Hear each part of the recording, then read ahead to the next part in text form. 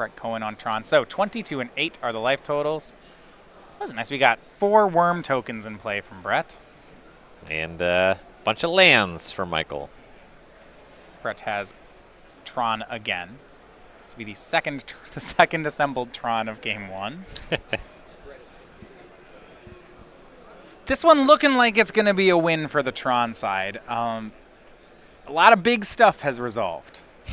Michael's out of stuff. I don't know, man. Nothing beats rock. It's like a Maelstrom Pulse on Worm token. Oh, that actually hits all 4 of them, even though they're different, doesn't it? They're just named Worm. And Tarmogoyf to follow up from Michael Olson, so maybe speaking a little too soon here. Cohen now playing off the top. Tron not bad at doing that. He has a lot of cards that are better than Tarmogoyf. All right. He controls a Bloodstained Mire. That one was under the Karn. Here's Expedition Map from Brett Cohen. Look, his utility lands, we see a Scavenger Ground for the turn here. That will shrink the Tarmogoyf back down. I can make that one a 0/1. Outside the Scavenger Ground, the only other utility lands Cohen plays are 1 Ghost Quarter and 1 Sanctum of Ugin. Olson looks a little long on cards in hand. 6/7 Tarmogoyf for now. Says go. Yeah, Olson, a lot of cards. You think, empty-handed Brett against Michael Cohen here.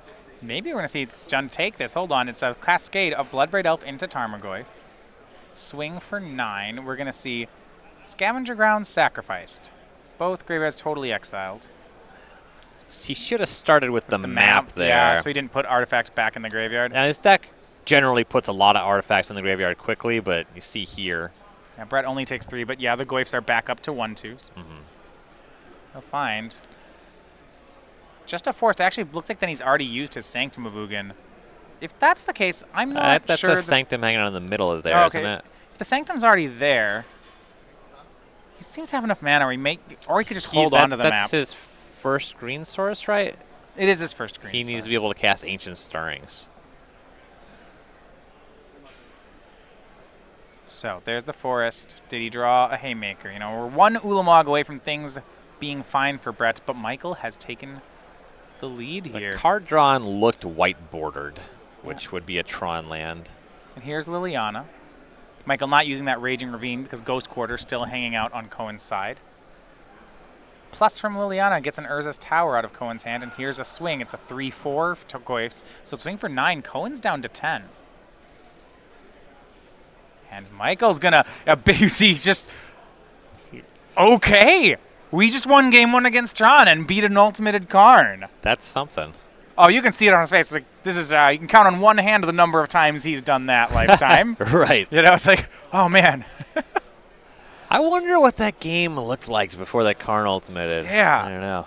Wild. So, Jund, Michael Olson, up 1-0 on Tron. Let's look at the sideboards. And he has stuff in his sideboard for the matchup. All right. 4 Fulminator Mage, 2 Nile Spellbomb, 2 Ancient Grudge, a Huntmaster, an EE, a Liliana, a Brutality, a Fatal Push, an Anger of the Gods, and a Chandra. He tried his best to play mid-range alongside Tron. Fulminators seem great. Yeah, the 4 Fulminator Mage, those are slam dunks. Ancient Grudge can be okay. You will have some windows. You can hit an Oblivion Stone before it's cracked. Sometimes your Tron opponent will leave an Expedition Map exposed, that sort of thing. My thought would be, looking at the Jund list, how many dead cards does Michael have to replace here? Because it's going to be a lot. 2 Fatal Push, a Terminate. Maelstrom Pulse and Abrupt Decay are not very strong. You can kind of go over either way.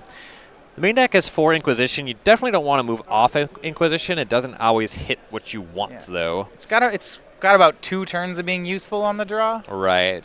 And many of the cards in the sideboard are kind of doing similar things where they only work sometimes. Kind of like these 2 Kolaghan's commanded in the main deck. Just like Ancient Grudge, they'll do something sometimes. Yeah. So I like the Fulminators then. Chandra Pyromaster, some of this value stuff out of Michael seems like it could play. At the same time, the problem is when Michael makes a 4 and Brett comes back with an Ugin, none of Michael's cards matter. Yeah, 8s tend to be a bit stronger than 4s. Right.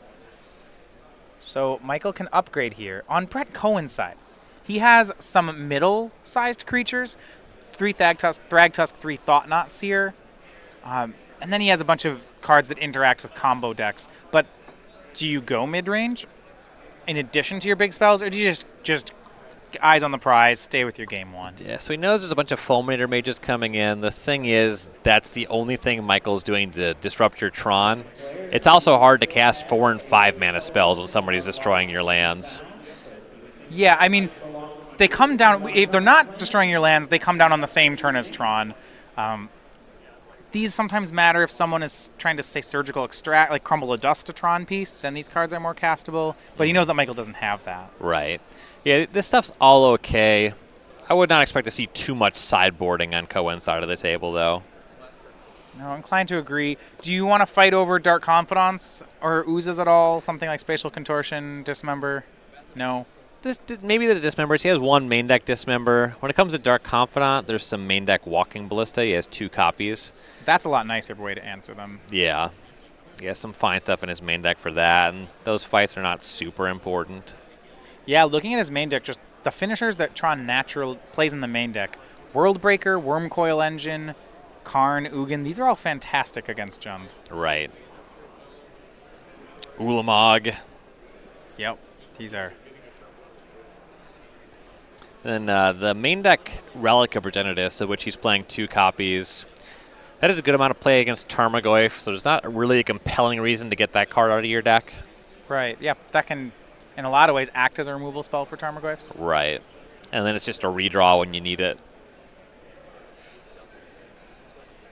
And for this game, Brett will be on the play, so if you can get a turn 3 Tron online, he'll be able to start casting things like Karn or Wormcoil Engine before Michael has the opportunity to cast a Fulminator Mage. But, yeah, he lost game 1 with Michael not having any access to Fulminator Mage, so. Yeah, he actually just, by the time he got to the restarted game, Brett had been run out of resources and didn't seem to be able to top deck back into them in time. Not even that Bloodstained Mire he took from Michael could help him. And I think that's one of the reasons you generally don't see Tron players restart the Karn unless they have to. You're at the mercy of a 7-card hand, and if you happen to just draw one that doesn't work, you can lose. Yeah, he must have just been at a low life total against a potential Bloodbraid Elf or something. Yeah. That would make sense. Because most games where he puts a Karn into play, either the Karn immediately dies or it runs away with the game. Right. But game 2 will put Brett on the play.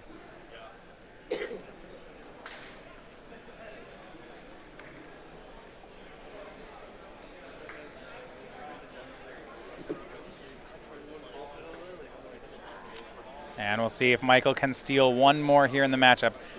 Brett keeping on 7, and he said he's keeping. See if Michael's then keeping. And we are ready to start Urza's Power Plant into Expedition Map to start for Brett. The turn 3 Dream still alive. Right. And we'll take a look. Inquisition of Kozilek. Cast by Michael. The Dream is dead. Well, not dead, but, you know. The second Tron land's not in the hand. You have 2 forests, a Thragtusk, and a Chromatic Star left over after that second Expedition map's taken. Yeah, so Michael will take the map. That way there's no guaranteed Tron. You might see Brett actually wait a bit before sacrificing this Expedition map then.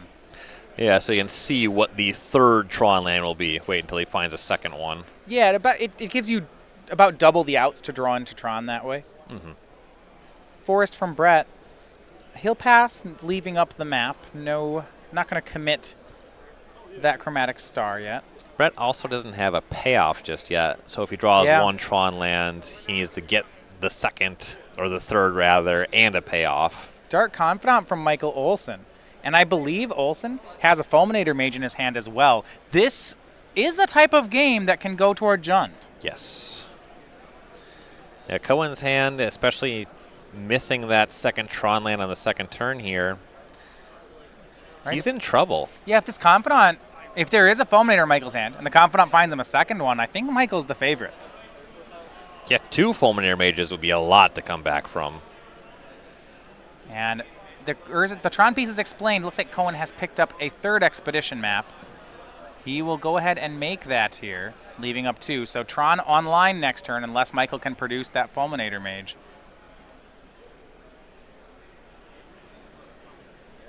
And he draws land off Dark Confidant and land for the turn.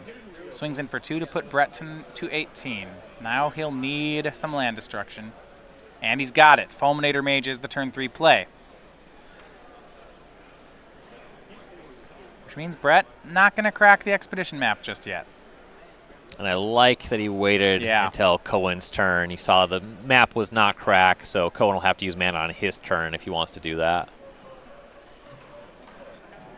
In response to Fulminator, Cohen will crack expedition map.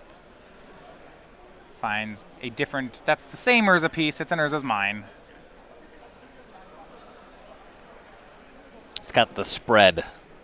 Yeah, he does. The tower mine was destroyed, and here's the regular looking mine. Yeah. The face mine. And Brett now with the draw for the turn. Draws Karn. That's still a ways off.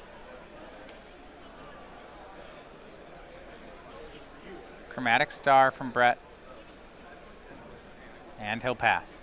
Dream scenario for Michael is 4th land, Bloodbraid Elf into Fulminator Mage. This is just fine, though. Yeah, here's Fulminator Mage. We said if he had that Dark Confidence that if he can run these Fulminator Mages off the top, Michael's ahead. He's doing it right now.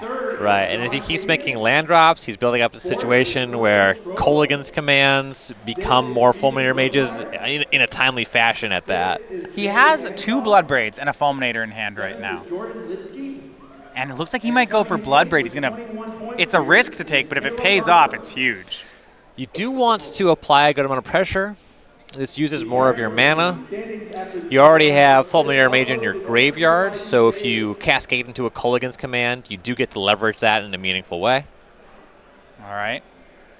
And he has seen a number of the cards in Brett's hand.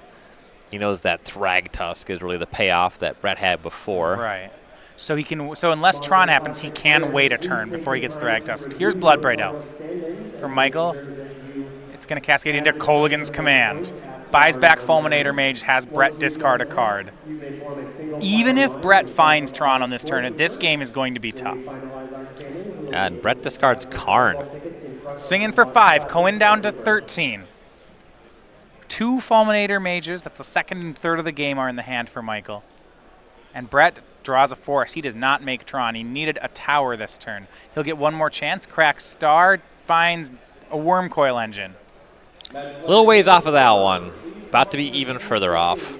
And we go back to Michael Olson. Bloodbraid Elf Dark Confidant shows Lightning Bolt. That is great. Michael down to 15. 3 more damage. If you look at the clock, he's got 5 in attacks. That bolt is very well positioned. Yes, and using that mana for the Fulminator Mage, it doesn't take any of the pressure off. This is a 2-turn clock. So we can bolt, Fulminator, swing 5. I think we're going to see a 2-0 for Jund. It's looking like it. That'd be quite the upset. Yeah, on the draw here, that is... I mean, this matchup, Tron can win from a lot of situations. Mm-hmm. But here's a swing for 5, Brett's to 8. He has 2 Fulminators. Here's one of them. Takes care of another Tron piece. Does not want to see Thragtusk. And go back to Brett. Draw, and I think that's going to do it. He extends the hand, end step bolt, plus the attack. Michael Olson, the 2-0 upset.